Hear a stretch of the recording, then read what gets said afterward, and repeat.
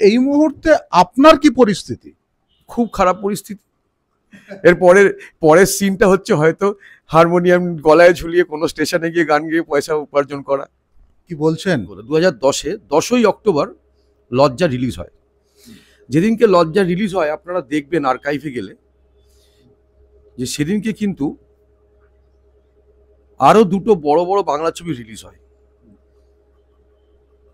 লজ্জা রিলিজ হয় মিনার বিজলি ছবিঘর, আমাদের ছবিটা, আর দুটো ছবি রিলিজ হয় দুই পৃথিবী, দেব এবং জিতের অভিনয় করা প্রথম পেয়ারিং ওদের, দুই পৃথিবী, এবং পরিচালক সৃজিত মুখোপাধ্যায়ের ছবি অটোগ্রাফ, প্রসেনজিৎ চট্টোপাধ্যায় অভিনীত। এই দুটো ছবি রিলিজ হয়। সেই সময় আপনার মনে আছে নিশ্চয়ই মেডিকেল কলেজ এবং ট্রপিক্যালের গায়ে কিন্তু বাংলা ছবির খুব পোস্টার পড়তো। একদম একদম। তো আমাদের কাছে খবর এলো যে আমাদের লজ্জার পোস্টারগুলোকে লাল রং মাখিয়ে দেওয়া হচ্ছে এবং ছিঁড়ে দেওয়া হচ্ছে। আচ্ছা। এবং আমরা পরে খবর পেলাম, যেটা জানলাম যে কেন কারা করছে, অন্যান্য প্রযোজকরা করছেন এই কারণে দুই পৃথিবী এবং অটোগ্রাফের থেকে লজ্জার সেল ভালো ছিল।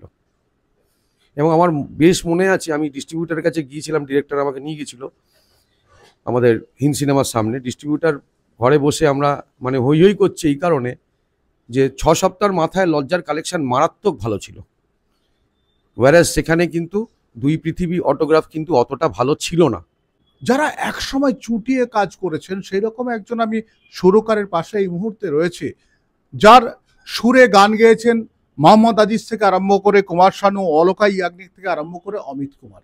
তিনি এখন কাজ পাচ্ছেন না, বসে রয়েছেন বাড়িতে, কাজ খুঁজছেন। সেই রকম একজন গৌতম গাঙ্গুলি। গৌতম দা, আপনি তো এই মুহূর্তে কি বলা চলে, মানে বেকার? হ্যাঁ, কর্মহীন। আমার যেটা কর্ম, যেটা আমার profession, passion, music direction, music, সঙ্গীত এবং সিনেমার সঙ্গীত। আমি 3টে ছবিতে মিউজিক দিয়েছি যেটা রিলিজ করেছে, আরও 3টে ছবিতে মিউজিক দিয়েছি যেটা অন ফ্লোর আটকে রয়েছে। কোন কোন সিনেমা যদি একটু বলেন? আমি প্রথমে দিয়েছিলাম 2010-এ রিলিজ হয়েছিল লজ্জা। লজ্জা ছবি ডিরেক্টর দয়াল আচার্য। আমি মানে ব্যাকগ্রাউন্ড এবং 5খানা গানের মিউজিক দিয়েছিলাম, যেটাতে কুমার শানুর 3টে গান ছিল, আলকা ইয়াগনিক একটা ছিল কুমার শানুর সঙ্গে ডুয়েট, এবং ওই ছবিতে কিশোর কুমারের ছোট সন্তান, ছোট পুত্র সুমিত কুমারকে প্রথম বাংলা গান আমি গাইয়েছিলাম। সুমিত, বাহ, বলছি ওই ছবির মানে যদি দুই একটা গান আপনি বলেন তাহলে যারা দর্শক আছে তারাও একটু মনে আনতে পারে। হ্যাঁ, ওই সেই সময় রেকর্ডিংয়ের সময় শানুদা আমাকে দিয়ে নিয়েছিলেন 3টে গান। শানুদার পছন্দ হয়েছিল এবং best Bengali songs of Kumar Sanu গানা.com জিও সাওয়ানে আপনি পেয়ে যাবেন। মনের আয়নাতে একটি গান যেটা আলকা ইয়াগনিকের সঙ্গে ডুয়েট। মনের আয়নাতে তোমায় দেখি যখন ভালো লাগে, ভালো লাগে। এটা তো শোনা গান। এবার একটা গান আছে ওই মনের কথা বলি তোরে, একটু ফোক আঙ্গিকে গানটা করা হয়েছিল, শানুদা সোলো। আর একটা জন্মদিন নিয়ে গান ছিল, জন্মদিন জন্মদিন, শানুদা আর যোজদির ডুয়েট ছিল। তো এই জিনিসগুলো আমাদের এই ছবিতে ছিল। সুমিত কুমার একটা গান গেয়েছিল, মোহাম্মদ আজিজের একটা গান ছিল, কেন বারে বারে তুমি এমনি করে চলে যাও, মানে মুন্না আজিজ। মুন্না আজিজ। গানটা অ্যাকচুয়ালি একটা প্যাথোস সং ছিল। গানটা ওই ছবিতে ছিল না, গানটা করা হয়েছিল দয়াল আচার্য পিঞ্জর বলে একটি ছবি করার কথা ছিল সেইখানকার। হিন্দি না, বাংলা। এবার ওই প্রডিউসার তিনি যখন আসেন আমার বাড়িতে, সিটিং হয়, গান নিয়ে কথা হয়, তখন আমি জাস্ট তার আগে গানটা রেকর্ড করেছি মোহাম্মদ আজিজকে দিয়ে। আর মোহাম্মদ আজিজের সঙ্গে আমার একটা সময় খুব ভালো সম্পর্ক ছিল। আমি বম্বেতে কয়েক বছর ছিলাম, ওনার ফ্ল্যাটেই থাকতাম, আন্ধেরি মিল্লাত না করে। মুন্নাদার সঙ্গে আমার খুব ব্যক্তিগত ভালো সম্পর্ক ছিল, মুন্নাদার ওয়াইফ। হ্যাঁ, রিলিজ হয়েছিল। একটু প্যাথো, কেন বারে বারে তুমি এমনি করে চলে যাও, ও সাথী তুমি, ও সাথী তুমি, দুঃখ দিয়ে কি যে পাও, কেন বারে বারে তুমি এমনি করে চলে যাও। এই টাইপের গানটা ছিল। দর্শক যারা রয়েছেন তারা তো নিঃসন্দেহে বুঝতে পারছেন যে গানগুলো আপনাদের প্রত্যেকেরই শোনা এবং খুব ভালো গান। কিন্তু থমকে গেলেন কেন গৌতম দা? আপনি থমকে গেলেন কেন? কেন আপনার হাতে এখন সুর নেই? সুর করার মতো সেরকম পরিস্থিতি নেই? এটাই তো আপনার রোজগার। থমকে গেলাম কেন সেটা খুব বিতর্কিত একটা বক্তব্য, যদি আপনি বলেন আমি বলতে পারি। বলুন না, শুনতে চাইছে তো দর্শক। 2010-এ না 2011-তে না 10-এই বলে 2010-এ 10ই অক্টোবর লজ্জা রিলিজ হয়। যেদিনকে লজ্জা রিলিজ হয় আপনারা দেখবেন আর্কাইভে গেলে যে সেদিনকে কিন্তু আরো দুটো বড় বড় বাংলা ছবি রিলিজ হয়। লজ্জা রিলিজ হয় মিনার বিজলি ছবিঘর, আমাদের ছবিটা, আর দুটো ছবি রিলিজ হয় দুই পৃথিবী, দেব এবং জিতের অভিনয় করা প্রথম পেয়ারিং ওদের, দুই পৃথিবী, এবং পরিচালক সৃজিত মুখোপাধ্যায়ের ছবি অটোগ্রাফ, প্রসেনজিৎ চট্টোপাধ্যায় অভিনীত, এই দুটো ছবি রিলিজ হয়।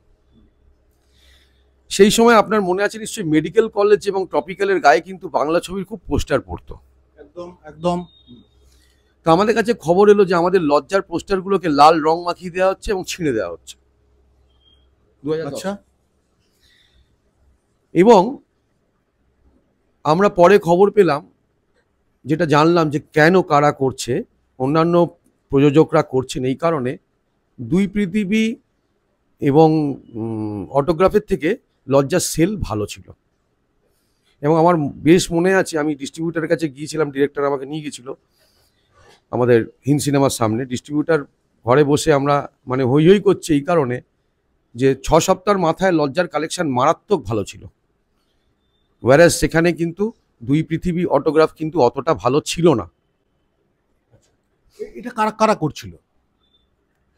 অন্যান্য দেখুন, একটা রাস্তার লোক তো অতগুলো পোস্টার ছিঁড়বে না, এই সেম ট্রেডের লোক যাদের গাত্রদাহ হচ্ছে তারাই ছিঁড়েছে। একদম একদম ঠিক বলছেন।